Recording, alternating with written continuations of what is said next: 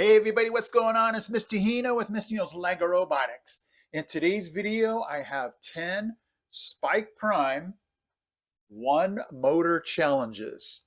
Now, I've designed these for my classroom, but for those of you that homeschool or if you just have your own Spike Prime kit at home, you can be involved in these challenges also.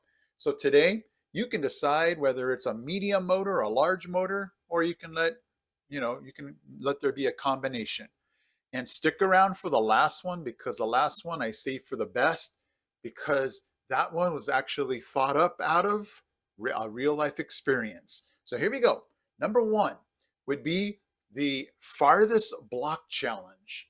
Who can throw a block the farthest using this one motor? Now, I would use a ball, but in my classroom, I don't want, 12 ping pong balls or wiffle balls like rolling all over the place. So I use a block so at least they don't go all the way across the room. Unless somebody can figure out how to make it go that far. I don't know. But have a lot of fun with this. I would make like a starting line and have the robots all lined up and everybody gets excited to see how far they can throw a block. Now you can use whatever you can figure out, but I wouldn't use a ball because, if you are in a small room, you might not know who's went the farthest. But anyway, have fun with that one. Number two, the tallest Ferris wheel challenge. Who can make the tallest Ferris wheel? Now, I'll let you be creative on this one. I don't know if you want to put a parts limit on this one, but using this one motor, who can make the tallest Ferris wheel? And if you're not sure, because I always used to get a carousel and a Ferris wheel mixed up. But again, the Ferris wheel would be the one that goes vertically. So have fun with that one. The third one would be a prize wheel, like the wheels that you see on game shows where you spin and wherever it lands, that prize you win. So this can be incorporated with art because your students might create their own prize wheel, design how many sections there'll be, figure out what prizes can be awarded. So this would be real cool because the creativity can just be boundless with this one. And then they'd have to figure out how does the motor stop to figure out where the prize wheel stops. So that would be pretty cool. So that was number three. Number four would be the heaviest lifting crane with this motor. Now, obviously, this one might involve using some type of string or yarn, but who can lift the heaviest amount of weight with this motor? So you might talk about gearing down. I don't know what you might figure out for your class or students or kids, but on this one here, have a lot of fun just figuring out how do we lift as much weight with this one motor, and how do we do that? How do we get this motor to lift more and more weight, and then also be creative on what you're actually lifting? Okay. Number five would be the conveyor belt. Now again, this would be one that's what I loved about my Lego EV3 Mindstorms kit, because it came with the track the tank track that could be a conveyor belt. But here you might use other materials to make this motor be a conveyor belt and see if you can transport items the farthest or just across a certain distance. So this one can be challenging if you don't have enough resources. But think about this one, because if you're a robotics teacher, you're creative, right? Okay, number six would be the carnival ride. Who can create the coolest carnival ride? Now, obviously, this would probably be one of those spinning rides. And then you have your minifigs. So students would have to come up with a name. They'd have to think about safety features. They'd have to think about, is this even physically possible? But have fun with this one and maybe have it be like a gallery walk where everybody walks to everybody's ride. They can tell the name.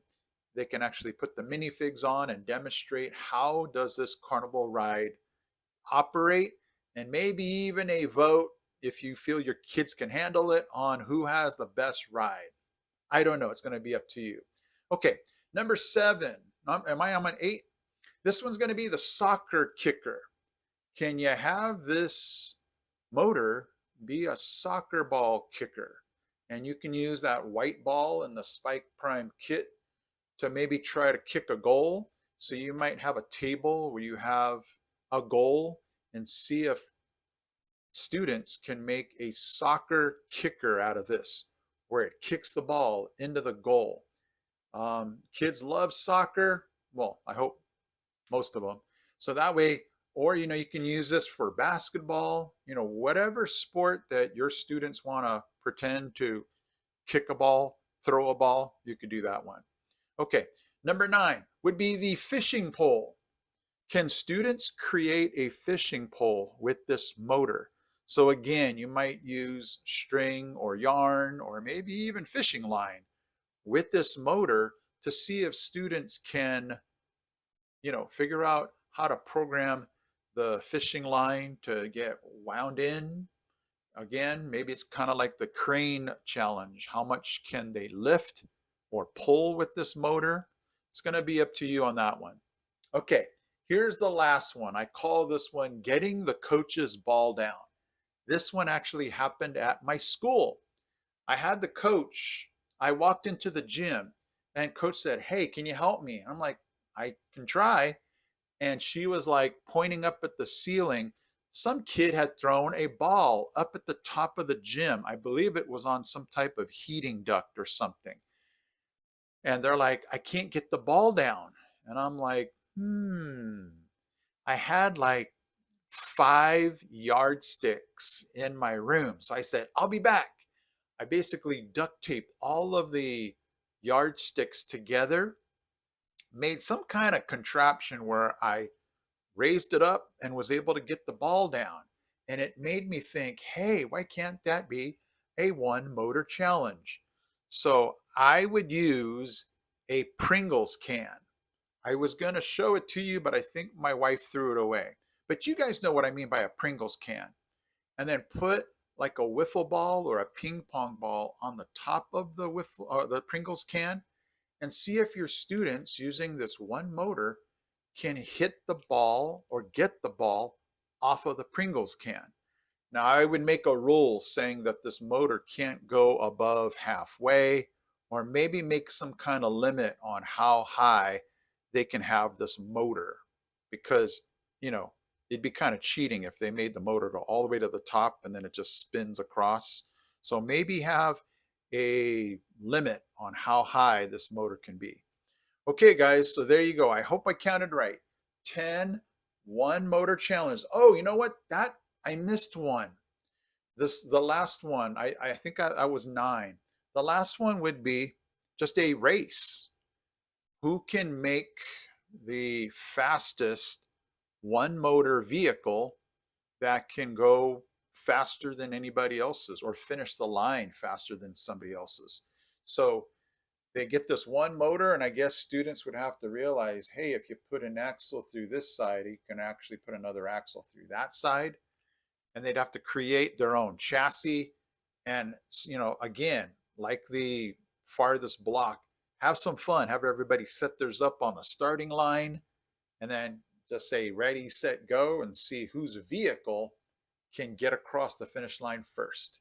Now, here's a bonus one that I wasn't going to, mention, but now that I forgot the, fastest vehicle, is have an animal walk race, where instead of using the wheels or gears, have it be where students make an animal.